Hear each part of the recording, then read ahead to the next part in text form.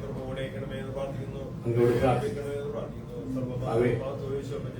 പ്രാർത്ഥനയും യാചനയും സ്തോത്രം വേഗം വരുന്ന യേശുക്രിസ്തുവിന്റെ നാമത്തില് അവിടെ അപേക്ഷിക്കുന്നു. കേൾക്കണമേ സ്വർഗ്ഗീയ നല്ല പിതാവേ. സന്തോഷമുള്ള എല്ലാവരും കരമെത്തി കർത്താവിനെ സ്തോത്രം ചെയ്യാം. കൂടി വന്നിരിക്കുന്ന ഏവർക്കും വീണ്ടും വരുന്ന കർത്താവായ യേശു ക്രിസ്തുവിന്റെ തന്നെ നാമത്തിൽ സ്നേഹവന്ദനം. ഇന്ന് രാത്രി ദിവസങ്ങളിലായിരിക്കാൻ ദൈവം തന്ന മഹൽ സ്നേഹത്തിനായി നല്ല അവസരത്തിനായി ഞാൻ കർത്താവിനെ സ്തുതിക്കുന്നു. അവൻ തരുന്ന മാറ്റമില്ലാത്ത അത്ഭുത വചനങ്ങളെ ഓർത്തും ഞാൻ കർത്താവിനെ സ്തുതിക്കുന്നു.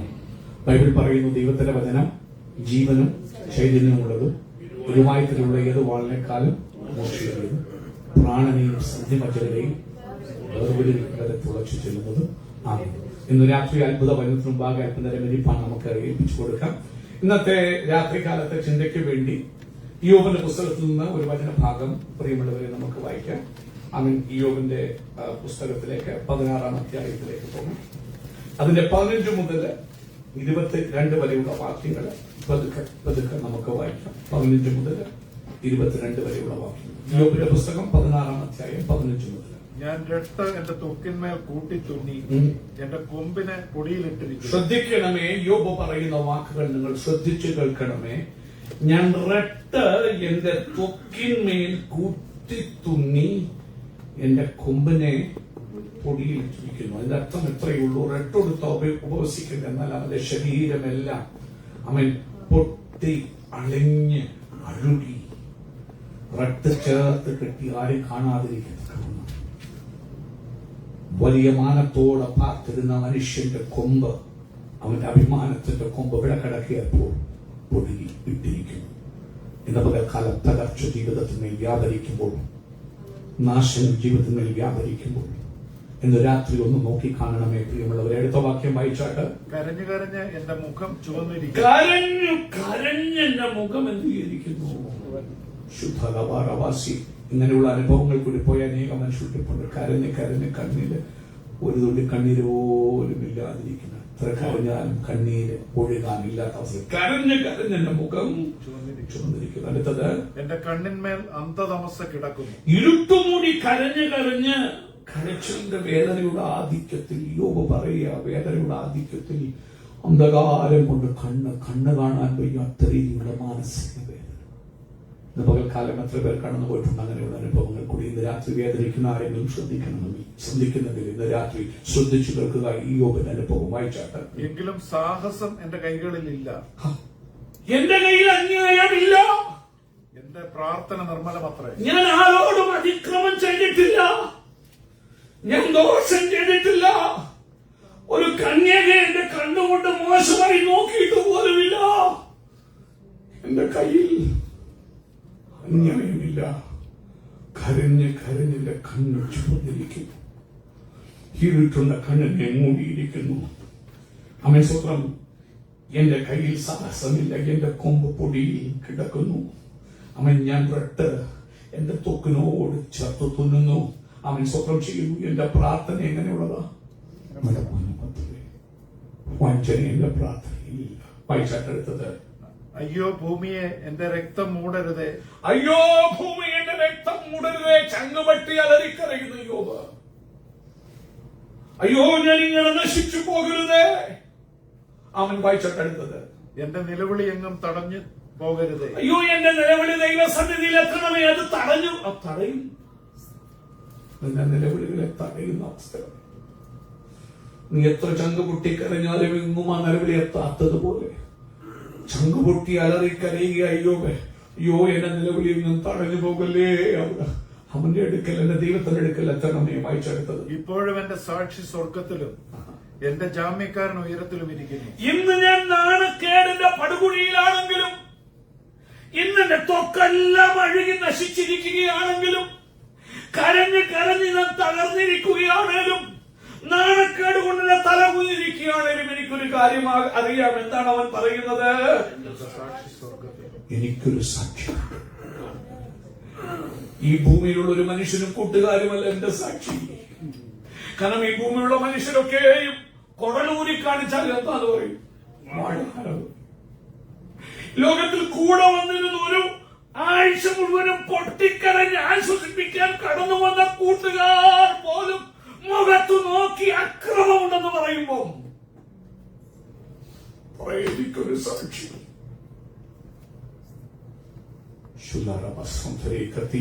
അടുത്ത് വായിച്ചോട്ടെ. എന്റെ സ്നേഹിതന്മാർ എന്നെ പരിഹസിക്കുന്നു. എന്റെ ജാമ്യക്കാരൻ എവിടെ ഉണ്ടെന്ന് അറിയാമോ? ചിലപ്പോ അമ്പിളിപ്പെടാതിരിക്കുന്ന അവസ്ഥ. പക്ഷെ അവന്റെ ഉള്ളിൽ ഉറപ്പാ. നീ അടുത്തത് പറയാ, എന്റെ സ്നേഹിതന്മാർ എന്ത് ചെയ്യുന്നു? എന്നെ പരിഹസിക്കുന്നു. സാധാ സ്നേഹിതന്മാരാണെന്ന് ഓർക്കരുത്. ചിന്തിക്കല്ലോ. അവിടെ ഞാൻ എപ്പോഴും പറയും, കുഞ്ഞുങ്ങളോടൊപ്പം പറയും, മക്കളെ കൂട്ടുകാരല്ല. ഈ ലോകം പറയും കൂട്ടുകാരുണ്ടെങ്കിൽ എല്ലാം ശരി. പക്ഷെ ഞാൻ പറയോ, കൂട്ടുകാരുണ്ടെങ്കിൽ അനർത്ഥമാണ്. കാരണം പ്രാഗി എപ്പോഴാന്ന് അറിയാമോ? കൂട്ടുകാർ വന്നു, അമ്മയെ സ്വന്തം ചെയ്യുന്നു, 3-4 വന്നിരുന്ന് കൂടെ ഇരുന്നു, ചാരത്തിൽ അവന്റെ കൂടെ ഇരുന്നു. നിങ്ങൾ ആരെങ്കിലും പോയിരിക്കുമോ? ഞാൻ എനിക്ക് പറയാൻ സാധിക്കും. പകർച്ചവ്യാധി പോലെ അളിഞ്ഞ് നാറുന്ന യോബ് പോയി വായിക്കണം.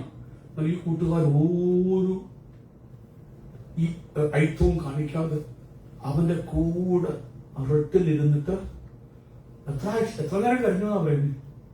ഒരാഴ്ച. നിങ്ങൾ ആരെങ്കിലും അറിയും? യോബിന്റെ അത്രയുള്ള നല്ല കൂട്ടുകാർ ആർക്കും ഉണ്ടെന്ന് എനിക്ക് തോന്നുന്നില്ല. പക്ഷെ ഇപ്പൊ പറയുക, അത്ര ആത്മാർത്ഥതയുള്ള സുഹൃത്തുക്കൾ പോലും എന്നെ എന്ത് ചെയ്യുക? വേദനയുടെ നെല്ലിപ്പലകൾ കാണുമ്പോൾ ഉത്തരം പറയാൻ വായില്ലാതിരിക്കുമ്പോൾ നിന്റെ ദൈവം എവിടെയെന്ന് ചോദിക്കുമോ? എവിടാന്ന് പറയാൻ അറിയില്ല. സ്നേഹിതന്മാർ ചുറ്റും നിന്ന് പരിഹസിക്കുമ്പോൾ ശുദ്ധഭാവായിച്ചാട്ട് അവൻ സ്വന്തം ചെയ്യുന്നു. എന്റെ കണ്ണോ ദൈവത്തിങ്കിലേക്ക് കണ്ണുനീർ പൊഴിക്കുന്നു. എന്റെ കണ്ണോ ദൈവത്തിങ്കിലേക്ക് കണ്ണുനീർ ചെയ്യുന്നു. വേറെ ആരും പട്ടി പോലും നോക്കുന്നില്ല. കണ്ണുനീർ കാണാൻ ആരുമില്ലാതിരിക്കുമ്പോൾ പ്രിയമുള്ളവരെ, അങ്ങനെയുള്ള അനുഭവങ്ങളിൽ ഭൂമിയിലുണ്ട് മനുഷ്യർക്ക്. ആരും കണ്ടിട്ടും നിന്റെ വേദനയിൽ അവിടെ മുതലക്കണ്ണിനാന്ന് പറഞ്ഞ് ചിരിക്കുമ്പോ, അവന്റെ മുതലക്കണ്ണിനാന്ന് പറഞ്ഞ് ചിരിക്കുമ്പോ അവനില്ല, അതല്ലേ അത് വരേണ്ടതാണ്. അവന്റെ കയ്യിലിരിപ്പ് അങ്ങനെയാണ് പറഞ്ഞ് നിനക്ക് നാശം വരുന്ന കാണുമ്പോൾ ചിരിക്കുമ്പോൾ നീതി വെളിപ്പെടാതിരിക്കും. എല്ലാവരും കൂടെയുള്ളവർ സുഖത്തിലും ദുഃഖത്തിലും ദാരിദ്ര്യത്തിലും സങ്കടത്തിലും കൂടെ ഇരിക്കാം വിട്ടുപോകത്തിലെന്ന് പറയുന്നവര് പോലും നീ ഇപ്പോഴും ഭക്തി മുറുകെ പിടിച്ചിരിക്കുന്നോ? നിന്റെ ദൈവത്തെ ത്യജിച്ച് മരിക്കടാ എന്ന് നോക്കി നോക്കി പറയും. എന്റെ കണ്ണുനീർ രാവും പകലും എന്റെ ആഹാരമായി തീർന്നിരിക്കുമ്പോൾ അവൻ മനുഷ്യന് വേണ്ടി ദൈവത്തോടും മനുഷ്യപുത്രന് വേണ്ടി അവന്റെ കൂട്ടുകാരനോടും ന്യായവാദം കഴിക്കും. നോക്കൂ, ഇന്ന് രാത്രി എല്ലാവരും എനിക്കെതിരെ തിരിഞ്ഞിരിക്കുമ്പോൾ, എന്റെ പ്രാണസ്നേഹിതന്മാർ പോലും എന്റെ മുഖത്ത് നോക്കി പരിഹസിക്കുമ്പോൾ, നോക്കാൻ ആരെങ്കിലും ഉണ്ടോന്ന് വിചാരിച്ച ഒരാഴ്ച വന്നിരുന്നപ്പോൾ അവരുമില്ലമായപ്പോൾ പിന്നെ ദൈവത്തിലേക്ക് നോക്കി കണ്ണുനീർ പൊഴിക്കുമ്പോൾ അവൻ പറയാ, എനിക്കൊരു ദൈവമുണ്ട്. അവൻ മനുഷ്യന് വേണ്ടി, ദൈവത്തോടും മനുഷ്യപുത്രന് വേണ്ടി അവന്റെ കൂട്ടുകാരനോടും ന്യായവാദം. എനിക്കൊരുത്തനുണ്ട്. ഇന്ന് രാത്രി നിനക്കൊണ്ട് ഒരുത്തൻ. അടുത്ത വാക്യം. ചില ആണ്ട് കഴിയുമ്പോഴേക്ക് ഞാൻ മടങ്ങി വരാത്ത പാതയ്ക്ക് പോകേണ്ടി വരുമല്ലോ. നിരാശകളൊക്കെ പറയുക, ചില ആണ്ടുകൾ കഴിയും. ഞാൻ എത്ര നാൾ ജീവിച്ചിരിക്കുന്നത്? എന്റെ ആയുസ് തീർന്നല്ലോ ദൈവമേ. മടങ്ങി വരാത്തൊരു പാതയിലേക്ക് ഞാൻ പോകുമല്ലോ. എന്റെ പ്രത്യാശയ്ക്ക് ഭംഗം വന്നല്ലോ. ഇന്ന് രാത്രി വേദനകളുടെ മധ്യത്തിൽ കണ്ണീരോടെ കരയുന്ന ഉടയുന്ന വേദനകളിൽ ശുഭരവഘടനകസ്യ ഈ മാസം പരിശുദ്ധാത്മാ വളർച്ചയുള്ള ബന്ധത്തിൽ എന്താ തോന്നുന്നു ചോദിച്ചപ്പോൾ ആദ്യം തന്ന വചനമാണ്. അതിലേക്ക് ഞാൻ പോകുക. നമ്മൾ വായിച്ച അവൻ കുറിവാക്യങ്ങളാണ് ഇപ്പോൾ നമ്മൾ കണ്ടത്. അവൻ സ്വപ്നം ചെയ്യുന്നു, അവൻ സ്വപ്നം ചെയ്യുന്നു. നമുക്ക് കുറിവാക്യങ്ങൾ വായിക്കാം. സങ്കീർത്തനം 126 5ഉം 6ഉം വാക്യം. ഇന്ന് രാത്രി യോബിന്റെ അവസ്ഥ നിങ്ങളെ ഒന്ന് വായിച്ച് അവന്റെ വാക്കുകൾ കൂടി കേൾപ്പിച്ചു.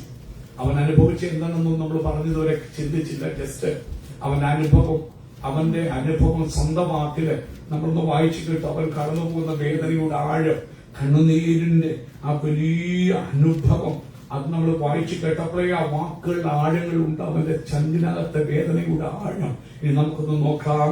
അവൻ സങ്കീർത്തനങ്ങളില് നമ്മൾ ഈ വർഷം പഠിക്കുന്നത് വളർച്ചയെക്കുറിച്ച്. അവൻ വളർച്ചയെക്കുറിച്ച് ചിന്തിക്കുമ്പോൾ വിത്ത് അവൻ മായമില്ലാത്തതാകണം. 2 അവൻ സ്വന്തം വിത്ത് കിളിർക്കണമെങ്കിൽ മുൻമഴ പരിശുദ്ധാത്മാവിന്റെ അവൻ നനവ് വേണം. അടുത്തത് അവൻ കിളിർത്താൻ മാത്രം പോരാ, ചുമ്മാ കൊണ്ട് വിതച്ചാൽ കട്ടയാണെങ്കിൽ ആ നിലത്ത് കട്ടകളുടെ ഇടയിൽ കിടന്ന് വിത്ത് അട്ടുപോകും. അട്ടുപോകാതിരിക്കണമെങ്കിൽ ഹൃദയമാകുന്ന നിലത്തിലെ കട്ടകൾ ഓരോന്നും കണ്ടുപിടിച്ചുടയ്ക്കണം. അതൊരു ജോയിന്റ് വെഞ്ചറാ. അവൻ ദൈവവും അത് ഉടയ്ക്കാൻ നിന്നെ സഹായിക്കും. നീ അവൻ മനസ്സ് വെച്ച് മുമ്പോട്ട് ഇറങ്ങുമ്പോൾ കർത്താവ് നിന്നെ ഉടയ്ക്കാൻ സഹായിക്കുമെന്ന് 65-ാം സങ്കീർത്തനത്തിൽ കൂടെ നമ്മൾ കണ്ടു. അവൻ യെശയ്യാപർവ്വതത്തിൽ പറയുക, എന്നുമെന്നും ഒരു കൃഷിക്കാരൻ കട്ട ഒടിച്ചുകൊണ്ടിരിക്കുകയല്ല, അവൻ വിതയോടെ നടക്കണം. കാരണം അവൻ അന്തിമ ലക്ഷ്യം കൃഷിയും കൊയ്ത്തുമാണ്, വിളവ, അവൻ വളർച്ചയാ. ഇതില്ലെങ്കിൽ കട്ടയുടച്ച് ഞാൻ ഒരു കാര്യമില്ല കുഞ്ഞെ. വിത നടക്കണം, ഫലം പുറപ്പെടുവിക്കണം. ഒത്തിരി പേര് വിശുദ്ധി വിശുദ്ധി വിശുദ്ധി പറഞ്ഞുകൊണ്ടിരിക്കടാ. നീ എന്തെങ്കിലും യേശുവിന് വേണ്ടി ചെയ്യുന്നുണ്ടോ? നിന്റെ ജീവിതത്തിന് വല്ല ഫലവുമുണ്ടോ? ഞായറാഴ്ച പള്ളിയിൽ പോകുന്നതോ, പ്രസംഗിക്കുന്നതോ, നഗരം ചുറ്റി പ്രാർത്ഥിക്കുന്നതോ, അല്ലെങ്കിൽ അവൻ സ്വന്തം ചെയ്യുന്നു, അവൻ നഴ്സിംഗ് ഹോം നടത്തുന്നു ഒന്നും അല്ല ഫലം. ഫലം എന്ന് പറയുന്നത് നീ ആത്മാക്കളെ ആദായപ്പെടുത്തണം, നിന്റെ ജീവിതം ക്രിസ്തുവിനെ പോലെ ആകണം. ഇല്ലെങ്കിൽ യാതൊരു കാര്യവും ഇല്ലെന്നേ. അങ്ങനെയുള്ളവരെ ചേർക്കാനല്ല ഈശ്വരനാഥൻ വരുന്നത്. വളർന്നവരെ, കൂടാബലവ മിനിസ്ട്രി ചെയ്തവരെ അല്ല. അങ്ങനെയാണെങ്കിൽ ഈശ്വരനാഥൻ വന്നപ്പോൾ ചിലർ പറഞ്ഞു, കർത്താവേ നിന്റെ നാമത്തിൽ ഞങ്ങൾ ഭൂതങ്ങളെ, രോഗികളെ തെരുവിൽ നിന്ന് എന്ത് ചെയ്തു? കർത്താവ് ഓർമ്മ പറഞ്ഞു. വളർച്ചയെന്ന് പറഞ്ഞ മിനിസ്ട്രി അല്ല കേട്ടോ. പാട്ട് പാടുന്നതോ ഇത് ലീഡ് ചെയ്യുന്നൊന്നും അല്ല കേട്ടോ. ക്രിസ്തുവിനെ പോലെ,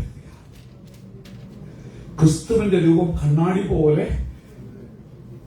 ഇന്ന് രാത്രി നിന്നെ നോക്കുന്ന ഒരു മനുഷ്യൻ പുറമെ നിന്നോ, നീ ആയിരിക്കുന്ന ഏകാന്തതകളിൽ ഒറ്റയ്ക്കോ പുറമെ നിന്നെ നോക്കുന്നവൻ ഇവനെ ഞാൻ യേശുവിനെ കാണുന്നു എന്ന് പറയാൻ പറ്റുന്നില്ലേ? അയ്യോ, വിളിക്കപ്പെട്ടവർ അനേകർ, തിരഞ്ഞെടുക്കപ്പെട്ടവർ എന്തുവാ? ഇന്ന് രാത്രി നിങ്ങളെ തന്നെ ഒന്ന് ചോദന ചെയ്യും. കർത്താവേ, എന്റെ സ്വഭാവം പുറത്ത് എങ്ങനെയാണ്? എന്റെ സംസാര രീതി എങ്ങനെയാ? ക്രിസ്തുവിനെ പോലാണോ നീ സംസാരിക്കുന്നത്? ക്രിസ്തുവിനെ അല്ലെങ്കിൽ നീ ഏത് അന്യഭാഷ പറഞ്ഞാലും ആത്മാവിൽ പറയും, എന്നോട് ഉൾപ്പെടെ പറയും. ഞാൻ നിങ്ങളോട് എനിക്കുള്ള ആനന്ദം ഞാൻ എന്നോട് പ്രസംഗിക്കുന്നത്. അതുകൊണ്ട് നീ സന്തോഷമാണ്. അവൻ സന്തോഷം. നീ ഏത് പ്രസംഗം പ്രസംഗിച്ചാലും അയ്യോ കഷ്ടം, യാതൊരു പ്രയോജനമില്ല.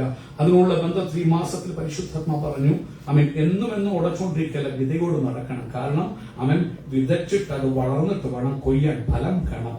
അങ്ങനെയാണെങ്കിൽ വിതയ്ക്കണമെങ്കിൽ വിതയെ കുറിച്ചുള്ള കാര്യം പിന്നെ കർത്താവ് പറഞ്ഞു. സാധാരണ മനുഷ്യർക്ക് വിതയ്ക്കും, പക്ഷെ നിന്റെ വിത ഡിഫറെന്റ് ആയിരിക്കും. അതാണ് സങ്കീർത്തനം 126 5 വാക്യങ്ങളൊന്ന് വായിച്ചാട്ട്. കണ്ണുനീരോടെ വിതയ്ക്കുന്നവർ, കണ്ണുനീരോടെ വിതയ്ക്കുന്നവൻ എങ്ങനെ കൊയ്യും? ഇന്ന് രാത്രി നിന്റെ കണ്ണുനീര് നിന്റെ അനുഗ്രഹമാണ്. പക്ഷെ കണ്ണുനീരിൽ നീ എന്ത് ചെയ്യണം?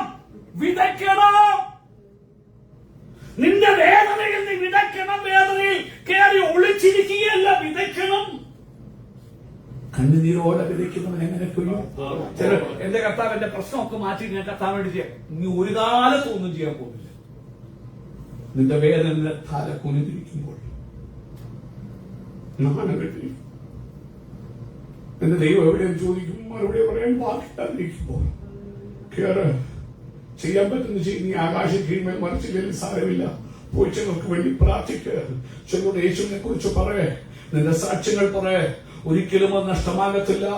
കണ്ണുനീരിൽ വിതച്ചാൽ നീ എങ്ങനെ കൊയ്യും? അടുത്ത വാക്യം, കണ്ണുനീരിൽ വിതച്ചാൽ ആ കൂടെ കൊയ്യും. വിത്ത് ചുമന്ന് കരഞ്ഞും. ആ വിത്ത് ചുമന്നും കരഞ്ഞും. കുഞ്ഞെ കരഞ്ഞോണ്ട് വിതയ്ക്കണം. ഒത്തിരി വിതയുണ്ട് ഈ ലോകത്തില്. ഈ വിതയെ കുറിച്ച് പറയുന്നത്, നിന്റെ കൊയ്ത്തിൽ 30, 60, 100 മീൻമല കഴിക്കണല്ലേ? അതൊന്നും നുറുങ്ങിയിരിക്കുന്ന ഹൃദയത്തോടെ വിതയ്ക്കണം. അത് സഭാ ശുശ്രൂഷയാണേലും മിനിസ്ട്രി ആണേലും നിന്റെ കഴിവിന്റെയും നിന്റെ അഹങ്കാരത്തിന്റെയും നിന്റെ വാക്ചാതുര്യത്തിന്റെയും ആ നികളത്തിൽ പോയി വിതയ്ക്കാതെ മൂർഖത്തോട് കർത്താവെ പൊട്ടന ഒന്നും അറിയത്തില്ല, അമ്മ എന്നെ ഉപയോഗിക്കണമേ, യോഗ്യതയില്ലെന്ന് പറഞ്ഞ് തകർന്ന് കരഞ്ഞുകൊണ്ട് വിതച്ചാൽ വിത്ത് ചുമന്നും കരഞ്ഞും കൊണ്ട് നടക്കുന്നു. അടുത്തത് കറ്റ ചുമന്നും ആർത്തും കൊണ്ട് വരുന്നു. കുഞ്ഞെ, നീ വിത്ത് ചുമന്നും കരഞ്ഞും കൊണ്ട് നടന്നാ വിതയ്ക്കുന്നത്. പക്ഷെ ഒരു ദിവസമുണ്ട് കറ്റ ചുമന്ന് ആർത്തുകൊണ്ട് നീ വരുന്നൊരു ദിവസം. പക്ഷെ വിത്ത് ചുമന്നും കരഞ്ഞും കൊണ്ട് നടക്കുന്ന നാളുകള് നിന്റെ ജീവിതത്തിൽ ഉണ്ടെന്ന് വെച്ച് നിരാശപ്പെടാൻ നിന്റെ അനുഗ്രഹമാണെന്ന് ഓർക്കണം. പക്ഷെ ഇന്ന് രാത്രി നീ വിത്തും ചുമന്നുകൊണ്ട് കരഞ്ഞുകൊണ്ട് നടക്കണം. ഹല്ലേലൂയ. വെറുതെ വീട്ടിൽ കുത്തിയിരിക്കരുത്. ആമേൻ. നീ ദൈവത്തിന് വേണ്ടി ഒന്നും ചെയ്യുന്നില്ലെന്ന് പറഞ്ഞ് പുറമോട്ട് പോകരുത്. വിത്ത് ചുമന്ന് വിത്ത് ചുമന്നുകൊണ്ട് വിതച്ചുകൊണ്ട് നടക്കണം. ഒരു ദിവസമുണ്ട് കേട്ടോ, കൊയ്യുന്ന ദിവസം. അതിനുള്ള ബന്ധത്തിൽ പരിശുദ്ധാത്മാവ് യോവേൽ പ്രവചനത്തിലേക്ക് നടത്തിയതിനു ശേഷം ആമേൻ. അതിന്റെ അർത്ഥം വിതയ്ക്കണം. എങ്ങനെ വിതയ്ക്കണം? കണ്ണീരോടെ വിതയ്ക്കണം. നുറുക്കത്തോട് അഹങ്കാരത്തോടാകരുത്. മിനിസ്റ്റർ ചെയ്യുന്നതോ ശുശ്രൂഷ ചെയ്യുന്നതോ നിലവിളിയും നികളത്തോടും അഹങ്കാരത്തോടും അവൻ ദൈവം നികളിലോട് എന്ത് ചെയ്യുന്നു? കംപ്ലീറ്റ്ലി. അടുത്ത വാക്യം വായിച്ചാട്ട് അവൻ അതുകൊണ്ട് അവൻ യോവേൽ പ്രവാചകൻ കരഞ്ഞു പറയുക. കാരണം എനിക്ക് മൊത്തം വായിക്കണം, നമുക്ക് വരും ദിവസങ്ങൾ വായിക്കണം. അതിന് പ്രശ്നം ഇതാ, അവൻ ദേവാലയത്തില് എല്ലാം വിറ്റുപോയി. എണ്ണയില്ല, വീഞ്ഞില്ല, ധാന്യമില്ല, ഭോജനയാഗത്തിനുള്ള കാര്യമൊന്നുമില്ല. പച്ചപ്പുഴു, തുള്ളല്, വെട്ടുക്കിളി നശിപ്പിക്കുക. അനുഭവങ്ങളെയും അനുഗ്രഹങ്ങളെയും തന്ന നന്മകളെയും തകർത്ത് കളയുക. ഇന്ന് രാത്രി ഉഴപ്പന്മാരായി ഉഴപ്പികളായി നടക്കാതെ പരിശുദ്ധാത്മാവ് എന്നോട് നമ്മൾ പറയുക, സമയമായി. നീ കളിച്ചു തമാശത്തിലോ അവൻ രസിച്ചിരിക്കുന്നത് മതിയാക്ക്. തിന്ന് നശിപ്പിക്കുക നിന്റെ നന്മകള്, അനുഗ്രഹത്തെ തിന്ന് നശിപ്പിക്കുക. ഉണരാനുള്ള സമയമായി. ഉഴപ്പ് മാറ്റി കട്ടകളെല്ലാം ഉടച്ചു കളഞ്ഞ് വിതയ്ക്കാൻ, കണ്ണീരോടെ വിതയ്ക്കാൻ സമയമായി. വായിച്ചാട്ട് അവൻ സ്വന്തം 2 അവൻ യോവേൽ പ്രവചനം 2-ാം അധ്യായത്തിന്റെ അവൻ സ്വന്തം ചെയ്യുന്നു 12-13 വാക്യങ്ങളൊന്ന് വായിച്ചാട്ട്. എന്നാൽ ഇപ്പോഴെങ്കിലും നിങ്ങൾ അതിക്രമിച്ചു പോയി സമയം. ഇപ്പോഴെങ്കിലും ഇപ്പോൾ ഓപ്പർച്യൂണിറ്റി ഉണ്ട്. ഇന്ന് നീ മനം തിരിഞ്ഞാൽ ഓൾറെഡി സമയം അതിക്രമിച്ചു. ഇപ്പോഴെങ്കിലും ദൈവം കരയുക. യോവേൽ കൂടില്ല. ദൈവസ്ഥിതിയെ മാറ്റാൻ ആഗ്രഹമാണ്. നിന്റെ അനുഭവങ്ങളെ മാറ്റാൻ ആഗ്രഹമാണ്. നിന്റെ മുഖം നിരാശയിരിക്കുന്ന ദൈവത്തിന് ഇഷ്ടമല്ല. നിന്റെ മുഖം എണ്ണ തേച്ച് മിനുങ്ങിയിരിക്കുന്ന ദൈവത്തിന് ഇഷ്ടമാണ്. നീ നിരാശയല്ല, നീ ആനന്ദത്തോടെ വീഞ്ഞു കുടിച്ച് മത്തനായി നടക്കുന്ന പോലെ നടക്കാൻ ദൈവത്തിന് ഇഷ്ടമാണ്. പക്ഷെ ശത്രു വന്ന് 4 പാടും ഞെരുക്കി നിന്റെ ആനന്ദത്തെ നശിപ്പിച്ച് ഉടച്ചു കളഞ്ഞിരിക്കുമ്പോൾ പരിശുദ്ധാത്മാവ് ശക്തിയോട് എന്നോട് നിങ്ങൾ പറയും, ഇപ്പോഴെങ്കിലും നിങ്ങൾ പൂർണ്ണ ഹൃദയത്തോടും ഉപവാസത്തോടും കരച്ചിലോടും വിലാപത്തോടും കൂടെ എങ്കിലേക്ക് തിരുവീൻ.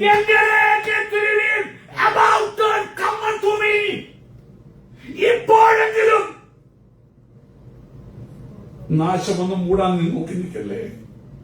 ഇപ്പോഴെങ്കിലും സമയം അതിക്രമിച്ചു പോയിട്ടില്ല. ഇതാകുന്നു സുപ്രസാദകാലം, ഇതാകുന്നു രക്ഷാ ദിവസം. ഇപ്പോഴെങ്കിലും അവൻ സ്വന്തം ചെയ്യുന്നു വിലാപത്തോടും കണ്ണുനീരോടും അവൻ സ്വന്തം ചെയ്യുന്നു. എങ്കിലേക്ക് എന്ത് ചെയ്യണം? ഉപവാസത്തോടും എങ്കിലേക്ക് തിരുവീനെന്ന് യഹോവ ചെയ്യുന്നു. വായിച്ചു അടുത്തത്. വസ്ത്രങ്ങളെയല്ല ഹൃദയങ്ങളെ തന്നെ കീറി.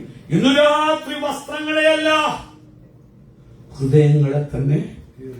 അതാ തകർന്നും നുറുങ്ങിയിരിക്കുന്ന ഹൃദയത്തെ ദൈവമേ എന്ത് ചെയ്യത്തില്ല. നിരാത്രി നിന്റെ പെർഫെക്ഷനിലല്ല, നിരാത്രി തകർച്ച ഒഴുകി. എന്റെ ദൈവം നിനക്ക് വേണ്ടി തകർന്ന എന്റെ ജാമ്യക്കാരൻ ഇവിടെയുണ്ട്. എനിക്ക് വേണ്ടി വാദിക്കുന്നുണ്ട്. കണ്ണീരോടെ വിതയ്ക്കുമ്പോൾ അവന്റെ വില കാണാൻ ആരുമില്ല. ജീവിതമേ തകർച്ചകളുടെ നെല്ലിപ്പര പോലെ ആയിരിക്കുമ്പോൾ വീട്ടിനകത്തു നിന്നും അവന് സപ്പോർട്ടില്ലാതെ, നാട്ടുകാരടുക്കുന്നൊന്നും സപ്പോർട്ടില്ലാതെ, വേലക്കാരടുക്കുന്നൊന്നും പോലും സപ്പോർട്ട്, അവരുടെ കൂട്ടുകാരെങ്കിലും അവരും ഇവനെതിരെ ആയിട്ടിരിച്ചു. കണ്ണുകൾ സ്വർഗത്തിൽ മാറ്റി കണ്ണീരോടെ അവൻ വിതയ്ക്കുമ്പോൾ ഇന്ന് രാത്രിക്കാലം എന്നെ കേൾക്കുന്ന ദൈവത്തിലെ കണ്ണീരോടെ വിതച്ചാല് അമ്മ സ്വർഗം എന്നും നിനക്ക് നിരാശ വരാൻ നിന്റെ ദൈവം സമ്മതിക്കാതെ ഒരാർപ്പിന്റെ കൊയ്ത്തുണ്ട്. പക്ഷെ ആ കാര്യങ്ങൾ നീ ക്രമീകരിക്കാൻ ചില അനുഭവങ്ങൾ തന്നെങ്കിലും ദൈവം നിന്നോട് സംസാരിക്കും. നിന്നോട് സംസാരിച്ച് ചില കാര്യങ്ങളൊന്ന് ക്രമീകരണം എത്തിക്കഴിഞ്ഞാൽ ദൈവത്തിന്റെ ചില വിടുതലുകൾ നിനക്ക് വേണ്ടി വെളിപ്പെടും. പരിശുദ്ധാത്മ പറയുന്നു. മടങ്ങി വരട്ടെ, നമുക്ക് ഇനി വായിക്കാം. അവൻ സ്വന്തം ചെയ്യുന്നു. അവൻ അതുകൊണ്ട് ദൈവത്തിന്റെ മനത്തില് അവൻ നോക്കൂ. അവൻ യശയാപ്രവചനം പോകുന്ന സമയം കടന്നു പോയതുകൊണ്ട് നമുക്ക് നമ്മുടെ കർത്താവിനെ കൂടി നോക്കാം. ഇടയ്ക്ക് നമുക്കിത് ചിന്തിക്കേണ്ട വചനഭാഗങ്ങളാണ്. നമ്മുടെ യേശോനാഥന്റെ സ്വഭാവം എങ്ങനെയായിരുന്നു എന്നൊന്ന് കാണണം. കാരണം നമ്മുടെ ലക്ഷ്യം എന്തുവാ? ആരെ പോലെയാകുന്ന ക്രിസ്തുവാകുന്ന തലയോളം വളരുകയാണല്ലോ നമ്മുടെ ലക്ഷ്യമല്ലേ. അമ്മ സ്വന്തം അങ്ങനെയാണെങ്കിൽ നമ്മുടെ പ്രാണപ്രിയൻ എങ്ങനെയായിരുന്നു നോക്കാം.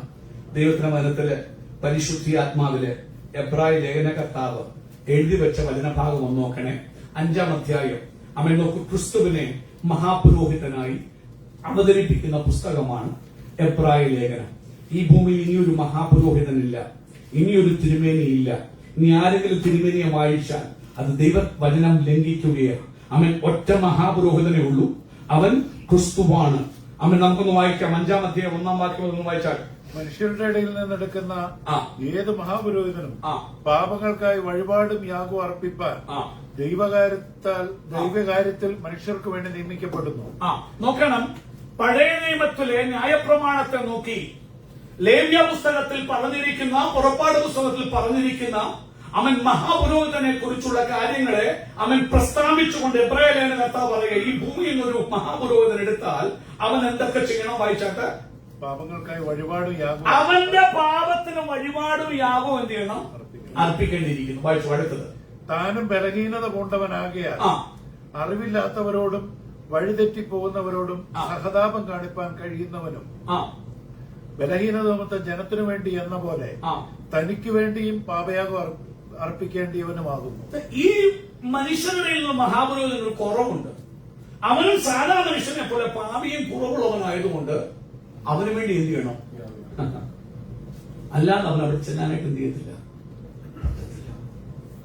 ആ പഴയ ന്യായപ്രമാണത്തെ മാറ്റിയാണ് പുതിയ ന്യായപ്രമാണം ഈശോ വിശ്വസിച്ചത്. കഴിഞ്ഞ ആഴ്ച കർത്താവിനെ വെച്ച് നടത്തിയപ്പോൾ നമ്മുടെ മർക്കോസിന്റെ സുവിശേഷം വായിച്ചു. മർക്കോസിന്റെ സുവിശേഷത്തിൽ അവിടെ നാഥൻ അങ്ങോട്ട് മരിച്ചു കഴിയുമ്പോൾ, ഉറക്കം നിലവിളിച്ച് പ്രാണനെ വിട്ടു കഴിയുമ്പോൾ ദൈവാലയത്തിന്റെ തിരശീല ഈ മഹാപുരോഹിതൻ എന്തിനാ വേണ്ടിയെന്നറിയാമോ?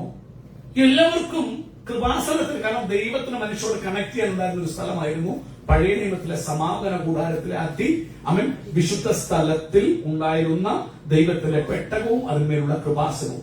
കൃപാസനത്തിന് മേലിലേക്കാണ് ദൈവത്തിന്റെ ഷെക്കീനായി ഇറങ്ങി. അവിടെ ആ മനുഷ്യനും ദൈവമായി കൂട്ടിക്കാഴ്ച.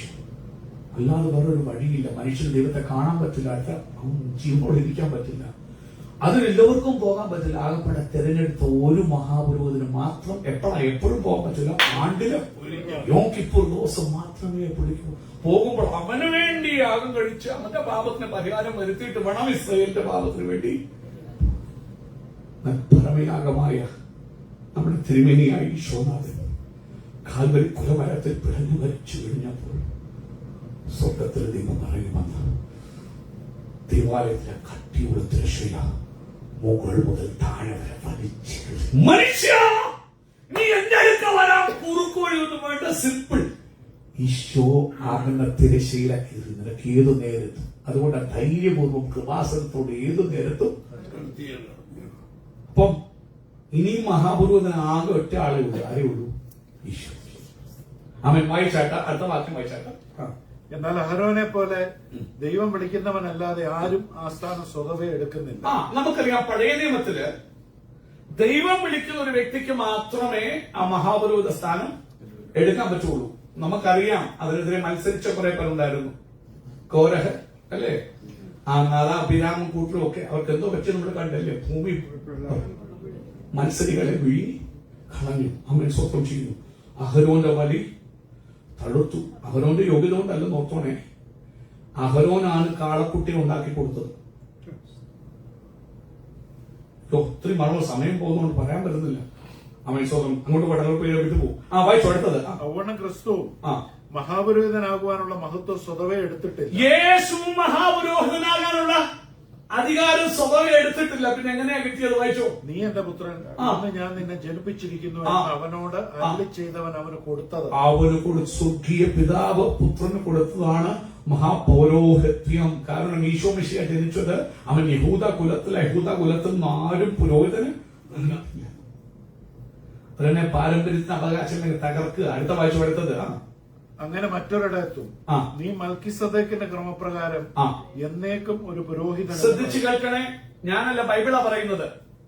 പണ്ട് ഞാൻ പഠിച്ചിരുന്നത് അവൻ ആദ്യ ആചാരത്വം കൈക്കൊണ്ടു അഹരോൻ മോശയോടല്ലേ, പിന്നെ ഇങ്ങോട്ട് താഴോട്ട് വന്നു, പിന്നെ അത് അവൻ സ്കറിയായിക്ക്, പിന്നെ യോഹന്നാനേകി, യോഹന്നാർ കൊടുത്തു പഠിപ്പിക്കുന്നത്.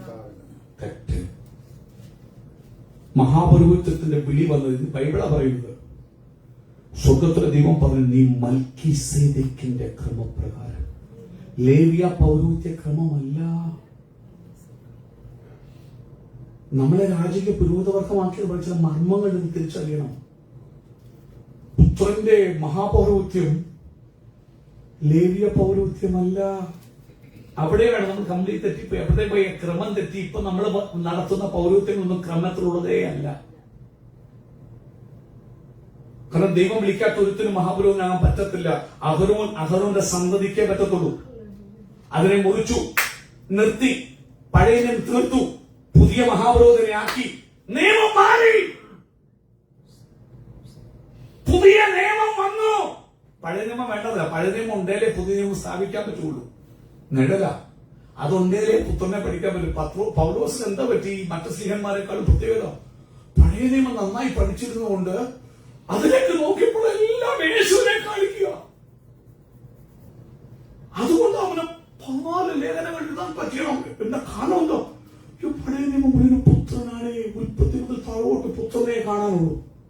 സമയം പോയിക്കൊണ്ട് പെട്ടെന്ന് പറയട്ടെ. അവൻ സ്വപ്നം ചെയ്യുന്നു. വൈശോ അടുത്തത് ക്രിസ്തു തന്റെ ഐഹിക ജീവകാലത്ത് ഈ മഹാപുരോഹിതനെ നോക്കണം. ഈ മഹാപുരോഹിതൻ നമ്മൾ വളരേണ്ട ആരോടൊപ്പമാണ് വളരേണ്ടത്? ക്രിസ്തുവാകുന്ന ഈ മഹാപുരോഹിതനെ നിങ്ങളൊന്ന് സൂക്ഷിച്ചു നോക്കിക്കേ. അവൻ അട്ടഹസിച്ച് ഞാൻ ശുശ്രൂഷ കാണിക്കാമെന്ന് പറഞ്ഞു നിന്ന് അഹങ്കാരത്തോടെ ശുശ്രൂഷിച്ചവനല്ല. ബൈബിൾ എന്താ പറയുന്നത്? ശ്രദ്ധിച്ചു കേട്ടെ. ഈ മഹാപുരോഹിതനെ നോക്കിക്കേ.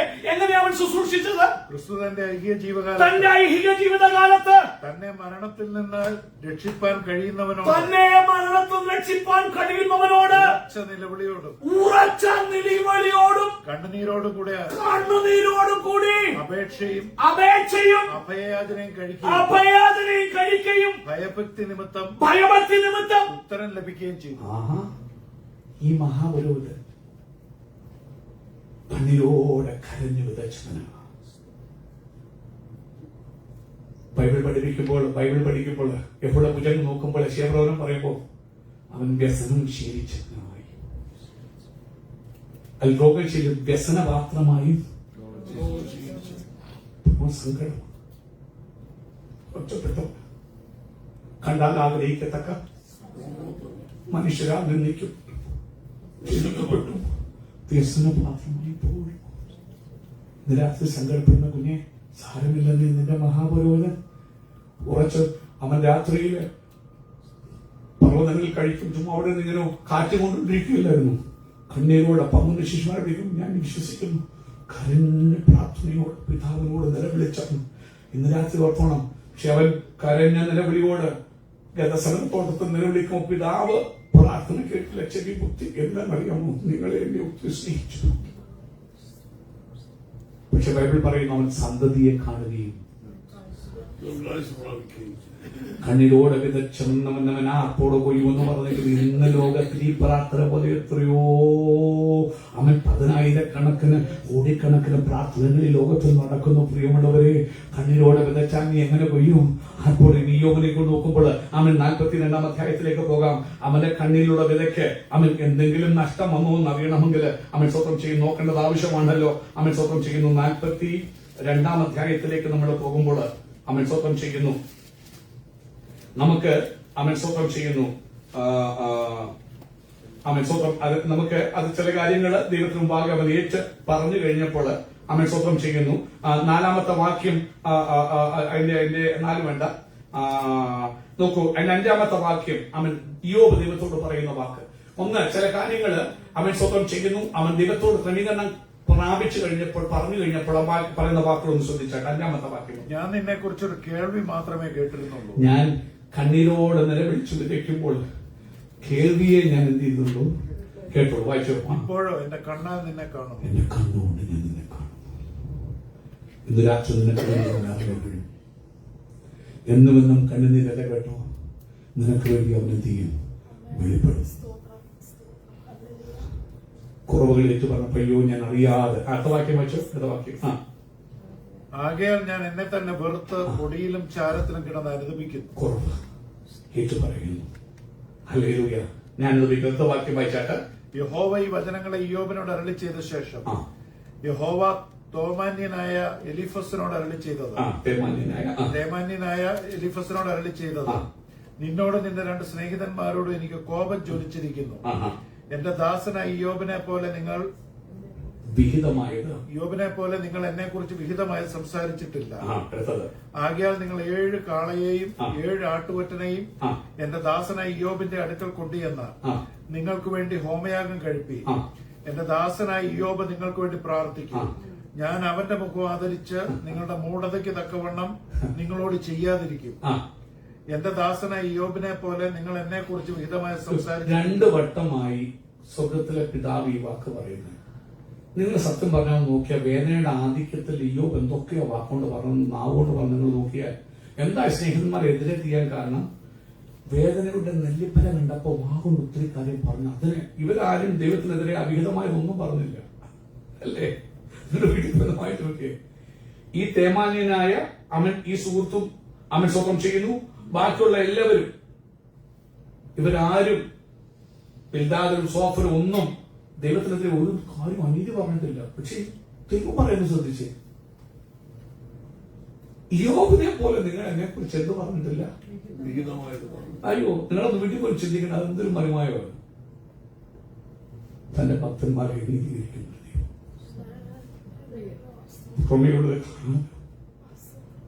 ദൈവത്തിന്റെ അവസ്ഥകൾ കാണുന്ന മനുഷ്യൻ പുറമെയുള്ളത് കണ്ടിട്ട് വിളിച്ചു പിന്നെ കുറ്റവും നന്ദി വേദനയുടെ നെല്ല് പറയാൻ പറഞ്ഞു പോകുന്ന വാക്കുകളെ പിടിച്ചിട്ട് അവർ പിടിക്കുമ്പോൾ അവർ ദൈവത്തിനെതിരെ ഒരു ദോഷം പറയുന്നില്ല. ഇവനെതിരെ നീയാടാ, നിന്റെ കുറവാന്ന് പറഞ്ഞാൽ ദൈവം പറയുന്നത് കേട്ടിട്ട് അവർക്ക് ദേഷ്യം വരുന്നത്. പക്ഷെ ദൈവം പറയാം, 2 വട്ടം പറയുക, എന്റെ ദാസനായ യോബിനെ പോലെ നിങ്ങൾ എന്ത് ചെയ്തിട്ടില്ല? കണ്ണീരോടെ വിതച്ചാൽ എന്തെങ്കിലും ക്ഷമിച്ചു പാപം മാറ്റി കിട്ടിയ മനുഷ്യൻ. എന്റെ വാക്യം വായിച്ച സമയം പെട്ടെന്ന് നമ്മൾ നിർത്താൻ പോവാം. അങ്ങനെ ആര് പ്രാർത്ഥിക്കണം? യോബ് പ്രാർത്ഥിക്കുക. എന്റെ ദാസനായ യോബ് പ്രാർത്ഥിക്കുമ്പോൾ ഞാൻ ക്ഷമിക്കും. വായിച്ചു പാടുന്നതാണ്. അങ്ങനെ തേമാന്യനായ എലിഫസും ശൂഹ്യനായ ബിൽദാദും നയമാത്യനായ സോഫറും ചേർന്ന് യഹോവ തങ്ങളോട് കൽപ്പിച്ചതുപോലെ ചെയ്തു. യഹോവ യോബിന്റെ മുഖത്തെ ആദരിച്ചു. യോബ് തന്റെ സ്നേഹിതന്മാർക്ക് വേണ്ടി പ്രാർത്ഥിച്ചപ്പോൾ യഹോവ അവന്റെ സ്ഥിതിക്ക് ഭേദം വരുത്തി. കണ്ണിലോടെ വിതച്ചാൽ അവൻ സ്നേഹിതന്മാർക്ക് വേണ്ടി പ്രാർത്ഥിച്ചു, ദൈവം ക്ഷമിച്ചത് മാത്രമല്ല അവൻ അങ്ങോട്ട് അവർക്ക് വേണ്ടി പ്രാർത്ഥിക്കുന്നു. ഇവന്റെ സ്ഥിതിക്ക് എന്ത് ചെയ്യുക? കണ്ണിലോടെ വിതച്ചാൽ ഇതിൽ ഒത്തിരി മർമ്മങ്ങളുണ്ട്. ഈ മരണത്തിൽ നമുക്ക് പിടിച്ചു കഴിഞ്ഞാൽ നിന്നെ നിന്ദിച്ചവന് വേണ്ടി നിന്ന് പ്രാർത്ഥിക്കാൻ പറ്റും. ദൈവം നിന്റെ ഭവനം പറയുന്നത് കണ്ണീരോടെ വിതയ്ക്കണം. വായിച്ചു അടുത്തത്.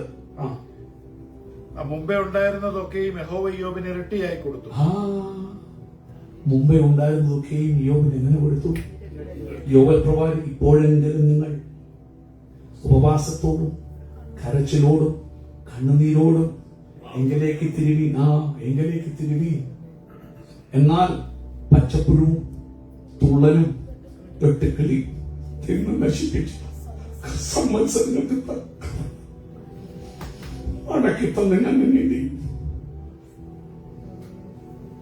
ഇന്ന് രാത്രി പച്ചപ്പുഴവും തുള്ളലും നിന്റെ ജീവിതത്തിൽ നിന്ന് നശിപ്പിച്ചു. ഇന്ന് രാത്രി കർത്താവ് വിളിക്കുന്നു, മടങ്ങി വാ. അതിന്റെ നിങ്ങൾ വീട്ടിൽ പോയി വായിച്ചാൽ മതി. ഇരട്ടി കൊടുത്തു, തലമുറകളെ 10 കൂടെ കൊടുത്തു. അവന്റെ കുഞ്ഞുങ്ങള് സൗന്ദര്യവതികളെ നമുക്ക് എഴുന്നേറ്റൊരു ഗാനം പാടി ആരാധി. കർത്താവേ, കണ്ണീരോടെ വിതയ്ക്കാൻ കൃപത, കണ്ണീരോടെ വിതച്ചാൽ ആർപ്പോടെ കുഞ്ഞു.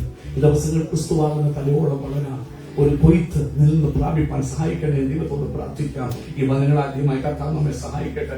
നമുക്ക് എല്ലാവർക്കും ചേർന്നൊരു ഗാനം പാടാം. അവൻ സർവ്വസൈന്യാധിപനാണ് എന്റെ യേശു, സർവ്വ അധികാരിയാണ് എന്റെ യേശു, എല്ലാ നാമത്തിനും മീതെ സർവശക്തനാണ് എന്റെ യേശു.